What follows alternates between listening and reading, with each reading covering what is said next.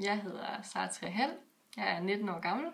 Jeg studerer 3. år på HTX i Holstebro.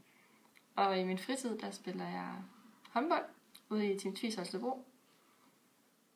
Nogle gange så ligger det lidt oven i hinanden, men for det meste så passer det med, at når jeg er fri, så skal jeg direkte til træning. Er det hårdt nogle gange? Ja, det er det. Fordi så når man så kommer hjem fra træning og måske er lidt træt, så skal man til at tænke på afleveringer og lektier og sådan noget. Så det handler om, at man ligesom kan planlægge det hele og er god til det. Altså noget, du er blevet bedre til, eller noget, du altid har været god til?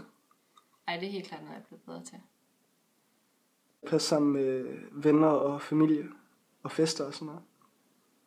Altså fester, det er nok ikke lige det, jeg gør mest i. Men mange af mine venner og kammerater, det er også igennem sporten. Så dem ser jeg der. Og så min familie og sådan noget, man har jo også tid til det.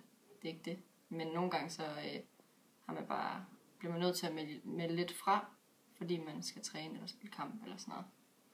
Men det er ens familie og venner, det ved de jo også godt, så det er de også meget forstående overfor. Yes.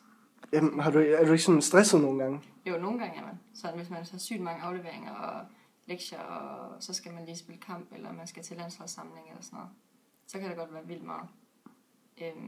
Og så tror jeg også bare, at nogle gange man skal være god til at så sige fra, og så sige, at man måske har brug for en pause, eller snakke med sin lærer og sige, at jeg har ikke tid til at lave min aflevering, eller et eller andet. Fordi mange lærere er også forstående overfor, at man dyrker så meget sport, som man gør. Men det handler vel bare i bund og grund om at planlægge sin tid, at man sådan ved, at okay, nu har jeg en dag, hvor jeg ikke rigtig skal lave noget, så kan det godt være, at min aflevering først er til om 2 uger, men så må jeg gå i gang med den. Og det er nogle gange røvkedeligt, men det bliver man bare nødt til.